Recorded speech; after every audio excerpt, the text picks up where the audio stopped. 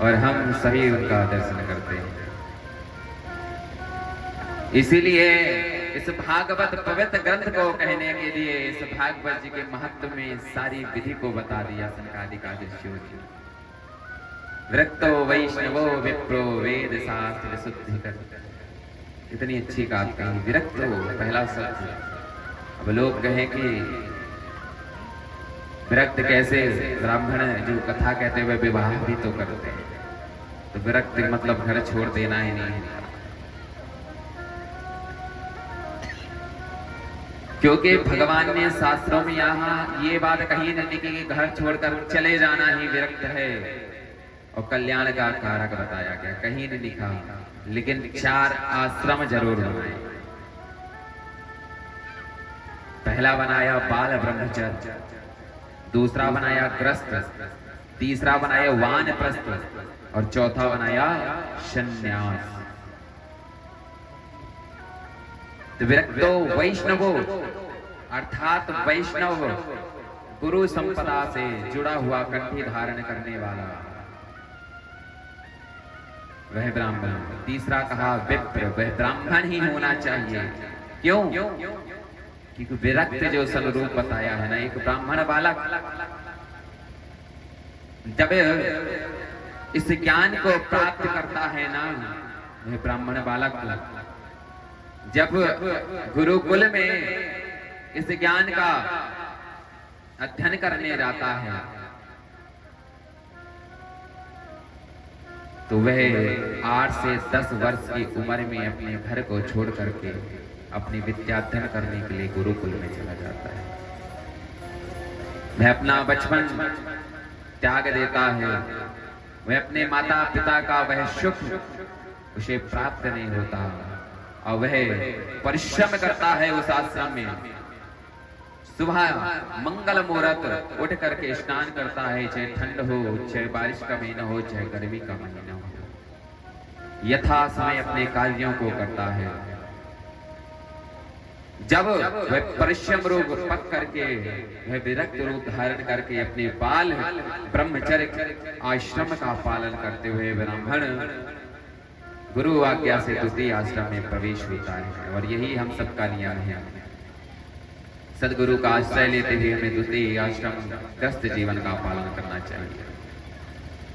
सबके नियम भगवान ने बनाए हैं और कहा है कि तुम अपने नियम से चलो, मेरे बनाए हुए इस धर्म से आप चलते रहो और इन्हें किसी एक धर्म में भी तुम्हारा जो जीवन छूट जाता है तो भी तुम्हारा कल्याण होगा।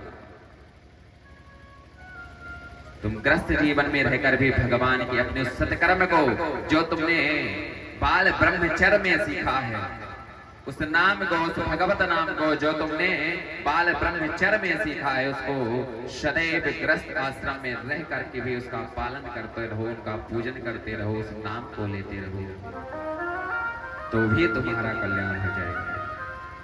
लेकिन आगे बनाया है वानप्रस्थ, जब हमारा विवाह हो जाए और विवाह के तत्पश्चात पुत्रों का भी विवाह हो जाए तो हमें कुछ समय घर में और ज्यादा समय वन में जाकर के, बाहर जाकर के भगवान का भजन करके बिताना चाहिए।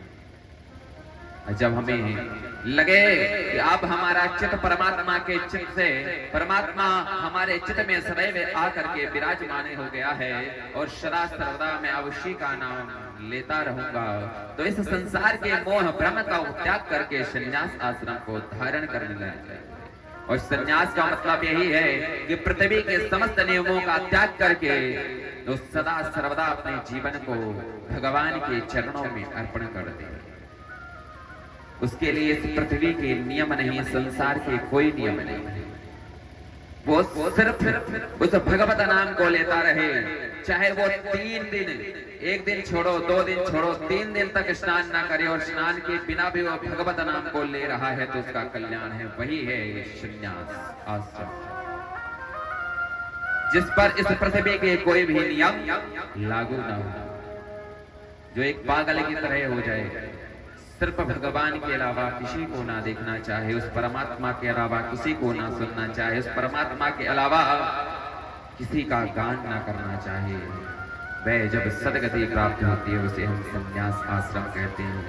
जिसके पश्चात शिखा रूपी जो हमारा 10वां द्वार बताया गया है, मस्तक के ऊपर जो हम शिखा धारण करते हैं, जिसे चूंदी वगैरह कई शब्द से उच्चारण करते हैं, उसे शिखा कहा जाता है। चित्रोपरी महामाय दिव्य तेजे शिखा मध्य तेजोवती पुरुष, शिखा कहा जाता है। हम इसे इसीलिए धारण करते हैं कि जो हम सत्कर्म पूजन पाठ भजन कथा श्रवण करते हैं तो हमारा वह फल नष्ट न हो जाए, ब्रह्म तत्व में सदैव सदैव के लिए बंधता चला जाए कि भजन करते करते करते वह एक दिन इतना एकत्रित हो जाए कि ये 10वां द्वार खोले जाए और हमारी यहाँ से मुक्ति हो जाए। जो हमारी पुरानी संत महात्मा थे उनकी मुक्ति यहीं से होती है। सर फटता था और मुक्ति हो जाती, लेकिन अब क्या होता है, अब मुक्ति नहीं होती। तो जब उस शव को ले जाया जाता है, अग्नि में दहन किया जाता है, तो एक लकड़ी के प्रभाव से मार करके उसके सर को फोड़ा जाता है, उसके प्राण अंदर न अटके रहे। इसीलिए दहन के समय सर का दोगन किया जाता है, उसको फोड़ा जाता है। तो ऐसी दिव्य कथा को हम सदा सर्वदा जब सुनते रहते हैं तो हमारे जीवन का यह जो मूल स्वरूप भगवत प्राप्ति है, ये सदा सर्वदा हमारे जीवन में जब धारण हो जाती है तो वो परम पिता परमात्मा हमें इस कली काल में भी दर्शन देकर सदा सर्वदा के लिए अपने साथ ले जाता है। और हम आप तो बड़े ही श्रेष्ठ जगह में बैठ करके इस कथा को